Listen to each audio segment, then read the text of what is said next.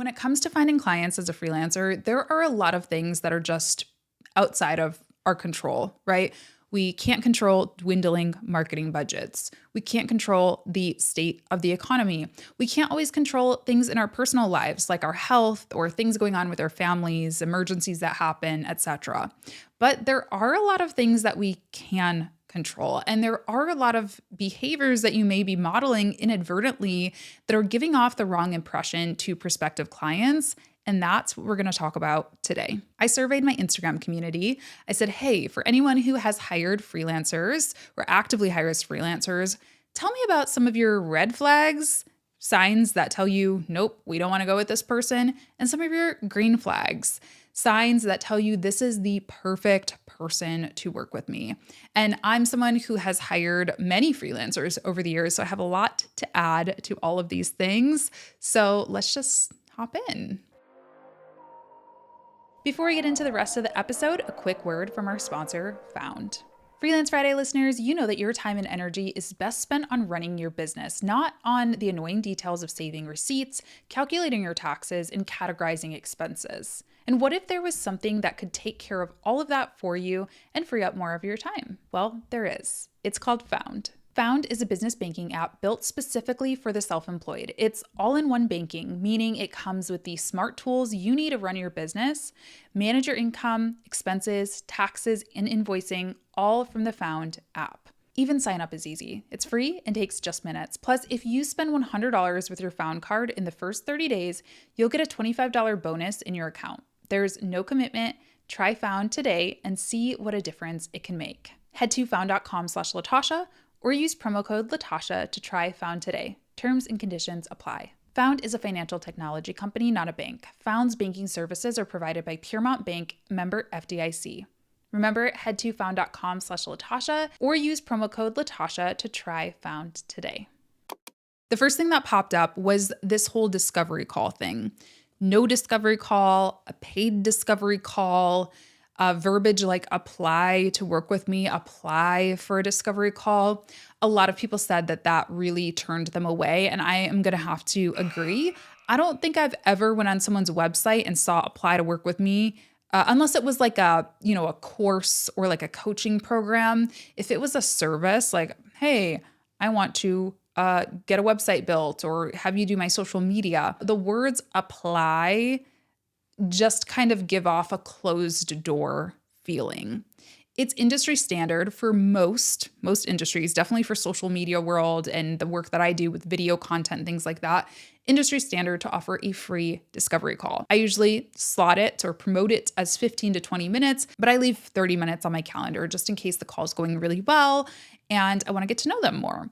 That is industry standard. Now, there's a couple things you can do. If you are booked and busy and you do want that sort of closed door approach, then by all means, remove the option to book a discovery call and you can just use a contact form instead. And or you can pre-qualify your leads a little bit better. Something that I did a couple years into my freelance journey was I started adding a pricing drop down to the discovery form. So before they booked the call, they would have to choose what their budget was. And that budget started at a certain amount, right? So people who are looking to spend $100 on marketing would say, oh, okay, her prices don't start at $100. I'm going to go elsewhere. So that really helped me pre-qualify those potential customers. So if you're somebody who's thinking, why aren't I booking more clients? Why aren't I getting discovery calls? Why aren't people applying to work with me? It may be because you're asking them to apply to work with you instead of explaining to them the value that you can provide them and opening the door and welcoming them to your business. Something to think about. The second one is very easily controllable. And some people accuse me of being real old school for caring about this, but it's not being timely. And listen, I think respecting people's time is an indication of how much respect you have for them at the end of the day. Time is the most valuable resource ever. It's the one thing that we cannot buy more of. I mean, I guess we can try to eat healthy and extend our lives a little bit, but I mean, no day, no moment is promised. And so I know that sounds really dramatic, but when somebody is just casually 10 minutes late for an intro call with me, that's already sending a message to my brain saying, how are they going to treat serious projects? Or do they not care that I haven't eaten today and I've been in back-to-back meetings and I slotted out this time for them? And, I could have been hanging out eating lunch, and don't get me wrong. Again, there are emergencies that happen. We're not talking about that. One, if you can, giving people a heads up if you know you're going to be late, that's never, I never look at that as the negative thing. Life happens. But if you just show up casually 10 minutes late and don't apologize and there wasn't a real emergency happening, yeah, it's not a great sign. So that's something that you can easily control. Before I have a discovery call or, an onboarding call or anything with a client or somebody, I always try to just be in my office 30 minutes in advance. I know that might sound silly, but 30 minutes goes by fast. I might be like, oh shoot, I need a glass of water, or, my Zoom stuff, my webcam and microphone and stuff weren't connected, or, oh, my hair is kind of messed up. Maybe I need to brush my hair really quick. All those things add up, and those are those little things that can make you late. And I would hate to miss out on a client because of a curling iron, or a drink of water. Similarly, delayed responses was another one that a lot of people mentioned, which kind of goes without saying. I talked about it in last week's podcast, I believe. So if you want to check that episode out, I went over some strategies to be better at inbound engagement. Similar concepts here, but definitely once you accept money from someone or you kind of have a verbal agreement to start working with someone, I think it's important that you start treating them like a client. And that doesn't mean that you're just at their beck and call and are available 24/7, but that means responding within 24 hours, 48 hours, maybe, whatever that boundary is going to be for you. But when I start thinking about working with somebody and maybe have a question about their contract and they don't respond to it for a week or something like that, it kind of, again, it's an indication of how they're going to treat me as a client. And in most cases, I don't want to wait, a week or two for a response to a client inquiry. I don't think that's unreasonable at all. No professional email or website.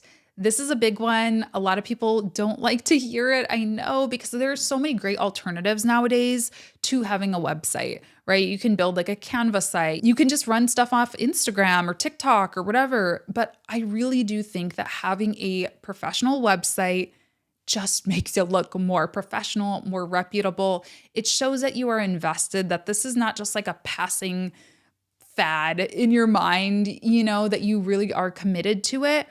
And that's something that I get concerned about sometimes as putting my client hat on, is when somebody pitches me or, I reach out to someone and say, oh yeah, that's something that I'm testing out or I'm trying. Well, then that's a beta client. I don't want to be a beta client if I'm paying you a premium price. If you give me a beta rate and introduce it as, hey, I'm testing this out, absolutely. But if you're just testing something out but charging me full rate, I'm worried about, are you just going to decide you don't like it after a month and quit? And I think that's what the Instagram kind of thing can sometimes give off, is oh, you're testing this out. You're seeing how it goes. It doesn't have to be expensive. I built my own website, all of my own websites on Squarespace. And, I pay $100 or something a year, maybe a little more than that by now, but it's not too expensive. It's a business expense, so I can write it off on my taxes.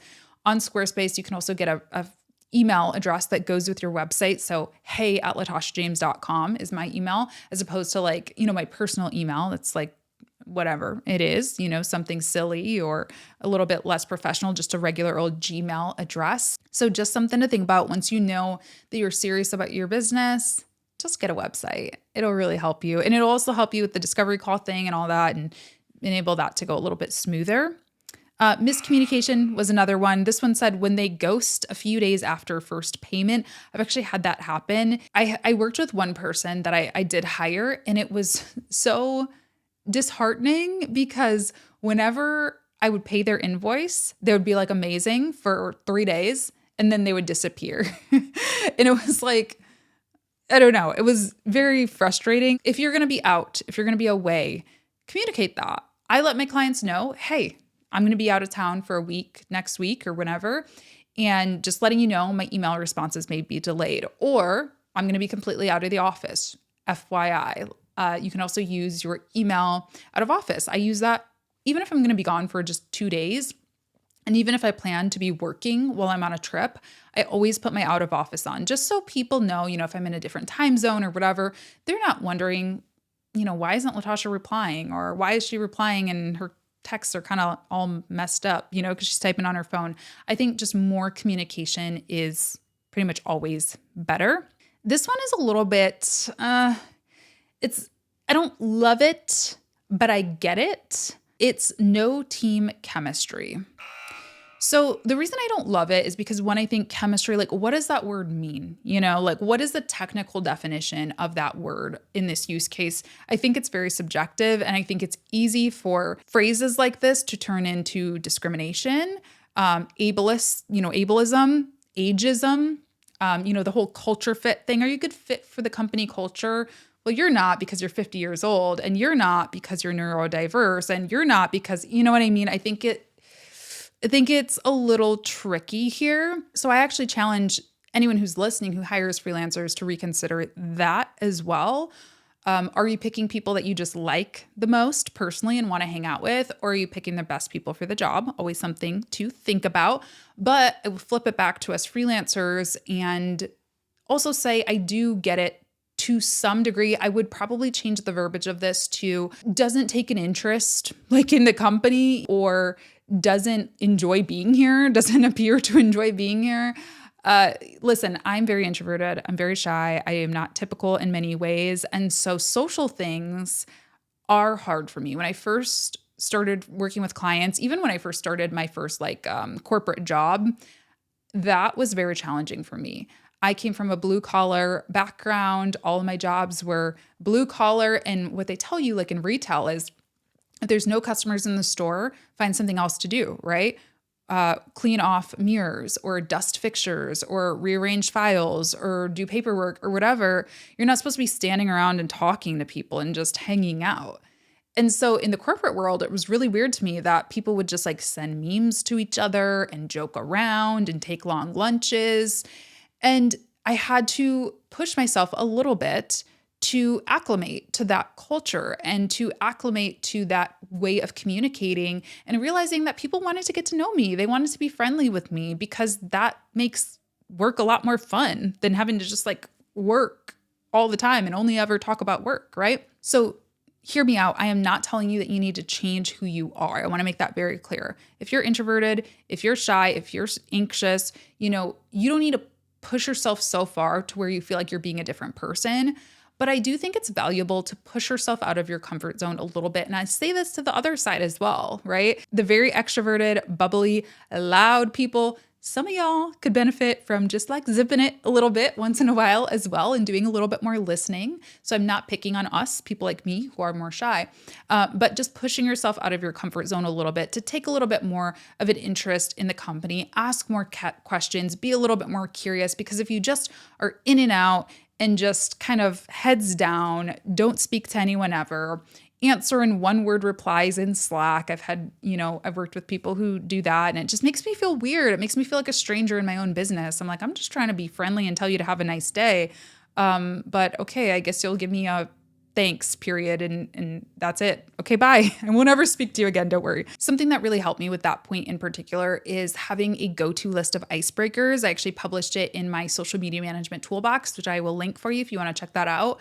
It's just a list of different icebreakers that you can always have when you're on Zoom calls or when you enter a boardroom or when you're at lunch, if you're in person with a client or whatever, so that you're asking business appropriate questions, but just digging a little bit deeper and diving a little bit outside of just the day-to-day work. One of my go-tos is, where in the world are you located again? Love to ask that question. Love to ask the clients that I work with on a regular basis and that I, have a regular relationship with. Did you do anything fun this weekend? Do you have any fun plans for the weekend, right? This is an open-ended question that allows people to respond, and you can have a little bit of banter before getting into the work. Okay, these ones are probably the most important in my opinion.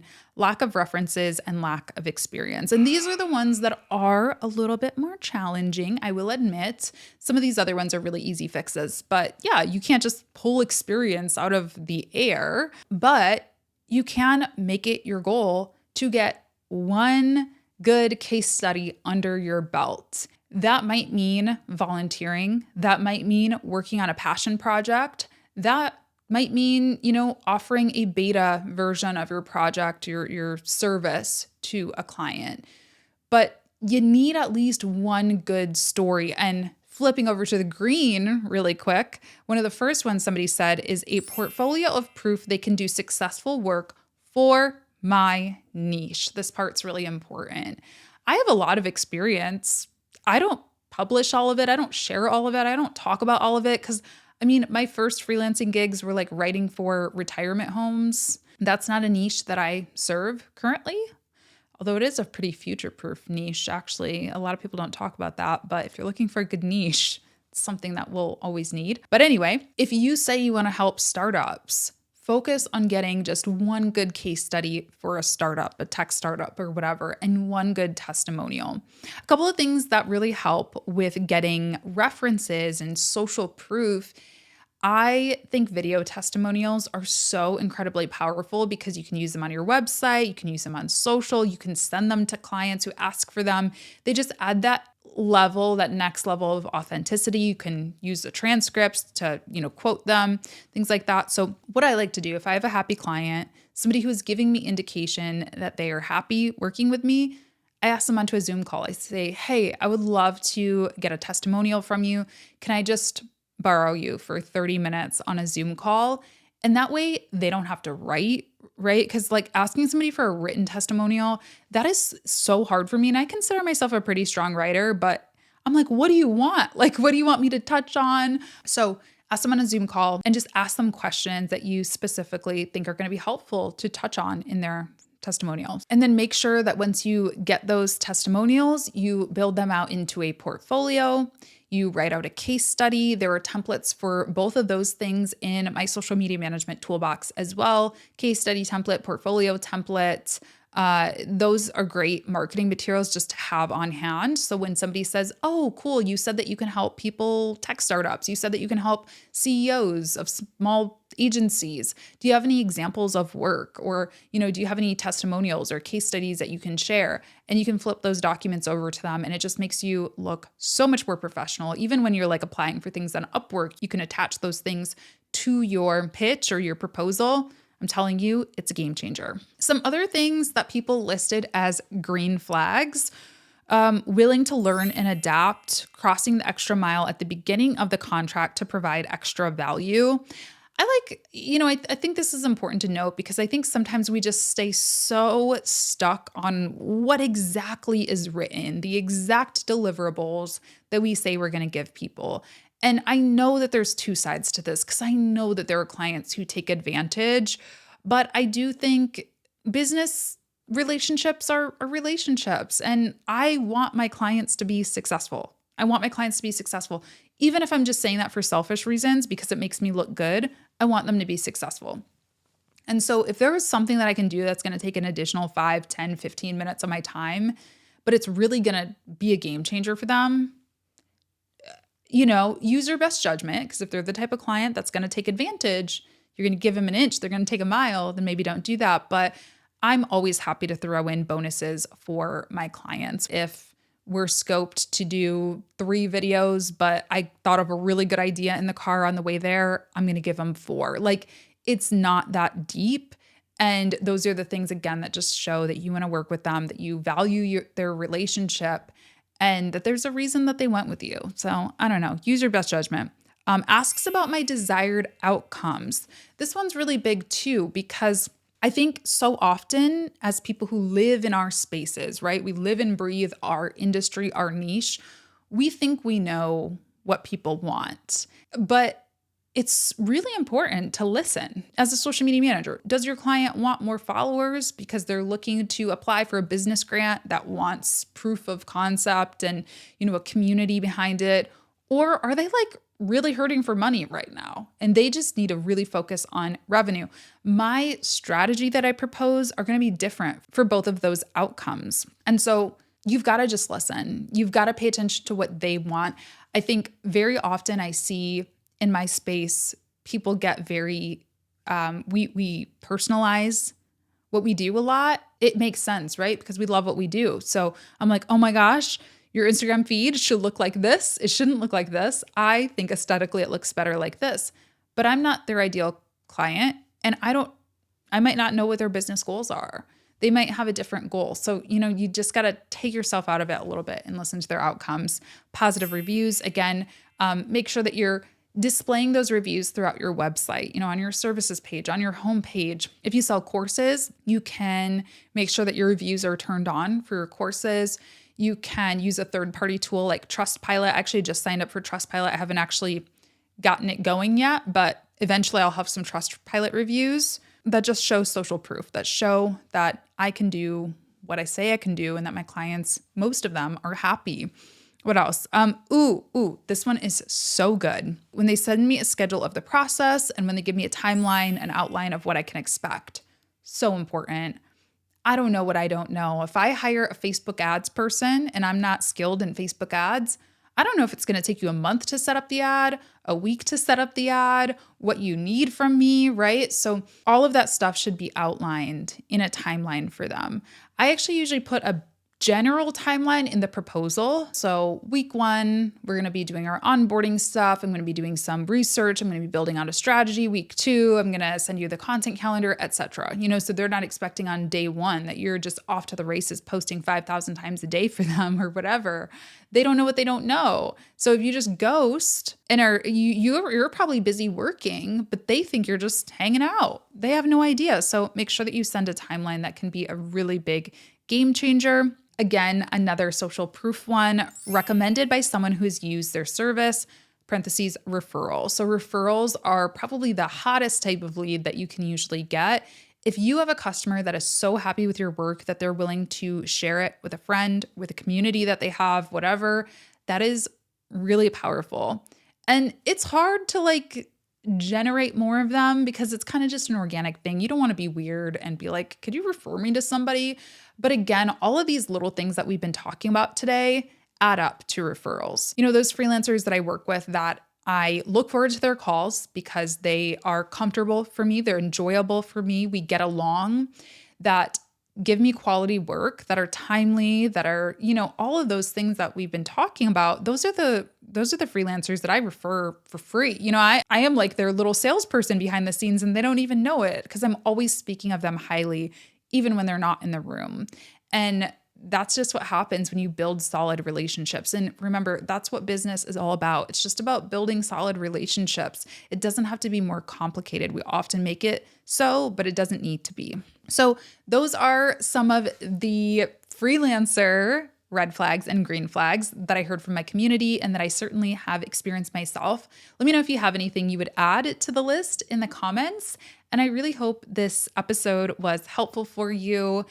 Choose one of these things to take action on. If you heard any of these things that you're like, oh my gosh, I do that red flag, just take quick action. Most of them are quick, commit to it, and I am sure you will not regret it. So thanks so much for tuning in. As always, you can review the podcast on Apple Podcasts or Spotify if you would like to. If you're on YouTube, leave me a comment, leave me a thumbs up if you don't mind, and be sure to subscribe to the channel for more episodes and videos. Thank you so much for being here. I really value our time together, and I will see you in the next one. Bye.